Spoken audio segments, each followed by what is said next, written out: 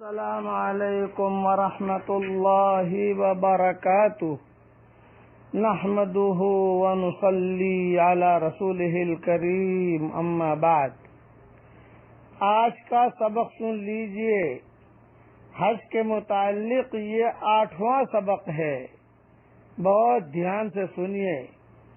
حضور اکرم صلی اللہ علیہ وسلم کا ارشاد ہے کہ بیت اللہ کا طواف بہت کثرت سے کیا کرو، 2 مرتبہ یہ بالکل منہدم ہو جائے گا، یہ گر جائے گا، 2 مرتبہ یہ بالکل منہدم ہو جائے گا، اور تیسری مرتبہ جب بالکلیہ منہدم ہو جائے گا، مکمل طور پر جب یہ بیت اللہ گر جائے گا تو اللہ تعالیٰ اسے اٹھا لے گا۔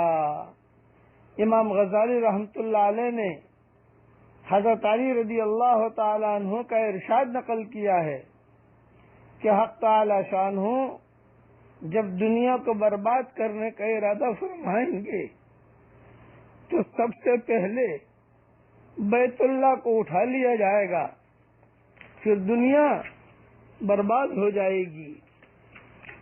اسی طریقے سے قیامت کی علامات قیامت کی روایات میں قیامت کے قریب کعبے کا گر جانا اور کعبے کا اٹھا لینا یہ بہت کثرت سے وارد ہوا ہے۔ حضور صلی اللہ علیہ وسلم کا ارشاد ہے کہ وہ حبشی گویا میری نظر کے سامنے ہے جو کعبہ شریف کو ایک ایک پتھر اس کا گرا کر منہدم کر دے گا، گرا دے گا۔ ایک حدیث میں یہ بھی آیا ہے کہ لوگ خیر کے ساتھ رہیں گے جب تک کہ اس کعبے کی حرمت یعنی مکہ اور حرم مکہ کی ایسی تعظیم کرتے رہیں گے جیسا کہ اس کی تعظیم کا حق ہے، اور جب اس کی تعظیم کو ضائع کر دیں گے تو ہلاک ہو جائیں گے۔ ایک بات دھیان میں رکھنا کہ حج میں آنے والے حاجی بیت اللہ اور مدینہ منورہ کو پیرس اور لندن کی طرح نہ سمجھیں۔ کئی قافلوں کو، کئی گھرانوں کو، کئی خاندانوں کو میں نے خود نے اپنی آنکھوں سے دیکھا ہے، جنہیں میں جانتا بھی ہوں۔ وہ یہاں ہر سال حج میں آتے ہیں، ہر سال عمرے میں آتے ہیں، کبھی بھی ان بس حرم شریف میں آتے ہیں رواجی طریقے پر۔ یہ نہیں ہونا چاہیے، بیت اللہ کی عظمت کے خلاف ہے۔ یہاں آئیے، اچھا کئی عورتوں کو ہم دیکھتے ہیں، کئی گھرانوں کو دیکھتے ہیں، بچوں کو دیکھتے ہیں کہ حجر اسود اور رکن یمانی کے درمیان مطاف کے اندر بیٹھے ہوئے باتیں کر رہے ہیں، گپ شپ کر رہے ہیں، فوٹو کھینچ رہے ہیں۔ یہ بیت اللہ کی عظمت کے خلاف ہے۔ یہ بہت ذہن میں رکھنا کہ بیت اللہ کی عظمت بہت ضروری ہے۔ ایک حدیث میں ہے کہ قیامت اس وقت تک قائم نہیں ہوگی جب تک حجر اسود اور مقام ابراہیم نہ اٹھا لیے جائیں۔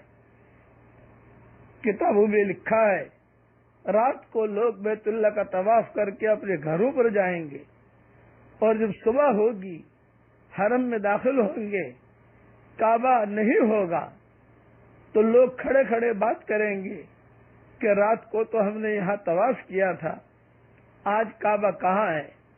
علماء کہیں گے اس کعبے کو اللہ نے اٹھا لیا۔ ایک حدیث میں علامات قیامت میں ہے کہ حبشہ کے لوگ کعبے پر چڑھائی کریں گے، اور وہ اتنا بڑا لشکر ہوگا کہ اس کا اگلا حصہ حجر اسود کے پاس ہوگا اور پچھلا حصہ جدہ میں سمندر کے قریب، اور کعبہ شریف کو ایک ایک پتھر گرا کر توڑیں گے۔ حضور صلی اللہ علیہ وسلم کا ارشاد ہے کہ اللہ جل شانہ کی 120 رحمتیں روزانہ اس گھر پر نازل ہوتی ہیں، جن میں سے 60 طواف کرنے والوں پر اور 40 وہاں نماز پڑھنے والوں پر اور 20 بیت اللہ کو دیکھنے والوں پر ہوتی ہے۔ یہ حدیث ابن عدی نے بھی لکھی ہے اور بیہقی میں بھی ہے یہ حدیث اور کنز میں بھی ہے یہ حدیث. بیت اللہ شریف کا صرف دیکھنا بھی عبادت ہے. سعید ابن مسیب تابعی فرماتے ہیں کہ جو ایمان اور تصدیق کے ساتھ کعبے کو دیکھے وہ خطایا سے ایسا پاک ہو جاتا ہے جیسا آج ہی پیدا ہوا ہو. اس لیے کعبے اچھا تو یہ ہے کہ طواف کریں، نہیں کر سکتے تو کم سے کم بیٹھے بیٹھے بیت اللہ کو دیکھیں. اللہ تعالیٰ اس گھر کی قدر کرنے کی ہمیں توفیق عطا فرمائے. بقیہ تفصیل اب میں مکہ مکرمہ میں کون سی جگہ پر دعائیں قبول ہوتی ہیں وہ انشاءاللہ میں کل بتاؤں گا.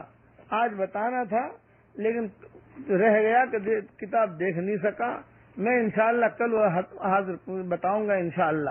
اللہ تعالی ہم سب کو قدر کرنے کی توفیق عطا فرمائے. بس وہاں جا کر یہ دعا مانگو، شکر ہے تیرا خدایا میں تو اس قابل نہ تھا، تو نے اپنے گھر بلایا میں تو اس قابل نہ تھا، اپنا دیوانہ بنایا میں تو اس قابل نہ تھا، گرد کعبے کے پھرایا میں تو اس قابل نہ تھا، مدتوں کی پیاس کے سیراب تو نے کر دیا، جام زمزم کا پلایا میں تو اس قابل نہ تھا. اللہ تعالی ہم سب کو قدر کرنے کا توفیق عطا فرمائے.